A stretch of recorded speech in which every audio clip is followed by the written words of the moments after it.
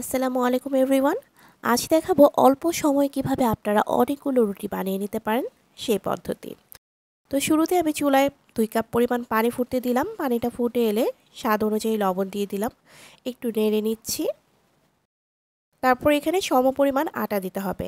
এই রেশিওটা অবশ্যই লক্ষ্য রাখবেন। যতটুকু পানি ঠিক ততটুকুই আটা।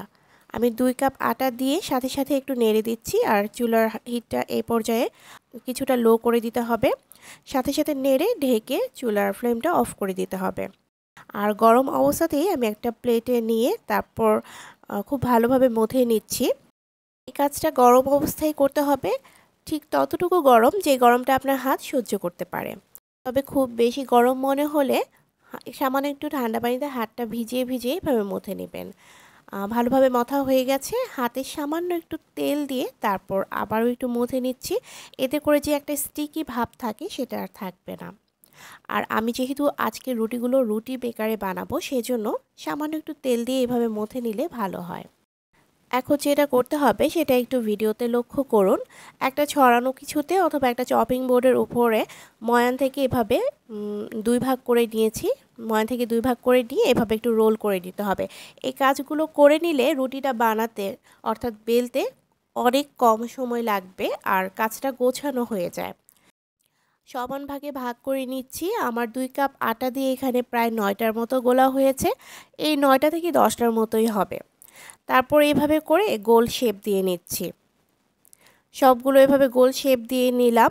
এখন চলে যাচ্ছি রুটিটা বেলতে।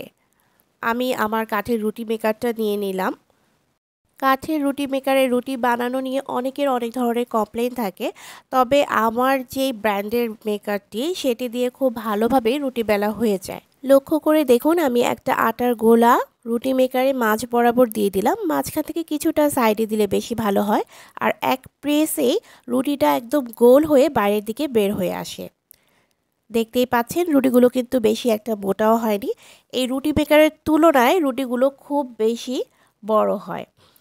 আর বাজারে যে লোকাল মেকারগুলো পাওয়া যায় সেগুলো দেখা যায় সাইজে খুব বড়, তবে রুটিগুলো হয় ছোট ছোট। আমি কোনো প্রমোশনাল ভিডিও করছি না, এই লাইভা রুটি মেকারটা আমার দেখা হচ্ছে বেস্ট একটা মেকার। আপনাদের জন্য আরও 2টি টিপস হচ্ছে, রুটি মেকারটা এমন উচ্চতায় রাখতে হবে যেন প্রেস করতে সুবিধা হয়। আর হ্যান্ডেলের মাঝ বরাবর না ধরে একেবারে সাইডে ধরে প্রেস করলে রুটিটা খুব সহজেই বেলা হয়ে যায়। এভাবে করে আমি অনেকগুলো রুটি বানিয়ে নিয়েছি। আর একদিন বানিয়ে আপনি এগুলো সংরক্ষণ করতে পারেন প্রায় 6 থেকে 7 দিনের মতো। সংরক্ষণ পদ্ধতির ভিডিওটা আজ আর দেখাচ্ছি না, তাহলে ভিডিওটা অনেক বেশি বড় হয়ে যাবে।